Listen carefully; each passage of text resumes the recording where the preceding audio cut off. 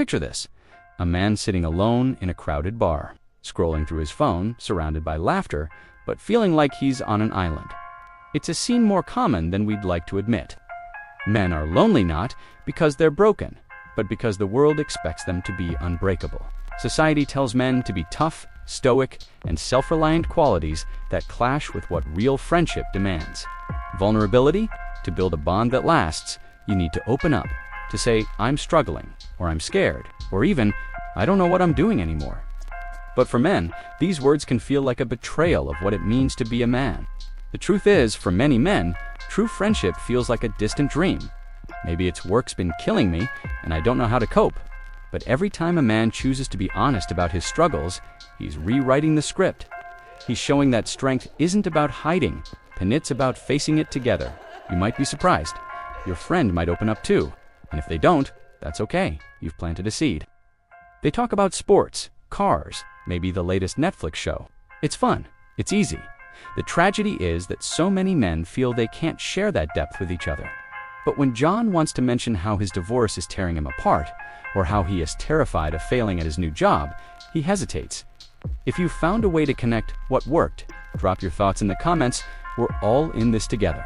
And if this resonates, hit that like button and subscribe for more real talk about what it means to be human. Why? Because he's been taught that showing weakness is unmanly. Mike, sensing the shift, changes the subject. The moment passes and the wall stays up. For every guy with a best mate he can confide in, there are countless others who, in their quiet moments, know they're missing that connection. Studies show that men are less likely to have close friends than women, with over 20% of men reporting they have no one to turn to in tough times. Why is it so hard? From childhood, boys are told to man up when they cry, to hide their pain to avoid being seen as soft. Over time, this builds a fortress around their emotions, making it harder to connect. The result?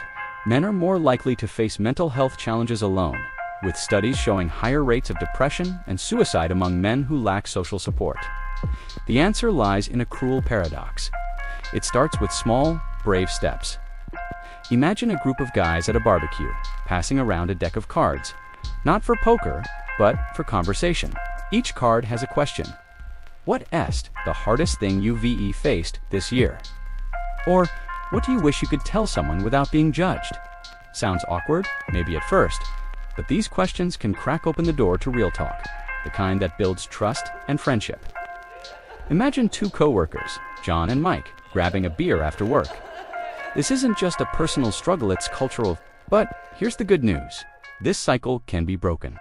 Another way is to normalize vulnerability. If you're a guy watching this, try this. Next time you're with a friend, share something real. We're not saying it's easy. Society's expectations won't change overnight. Look at history. Poets like Lord Byron, artists like Vincent van Gogh, even modern figures like Keanu Reeves, they all shown that men can feel deeply and still be manly. So, let's start a conversation. If you're a man who's felt this loneliness, what's held you back from opening up?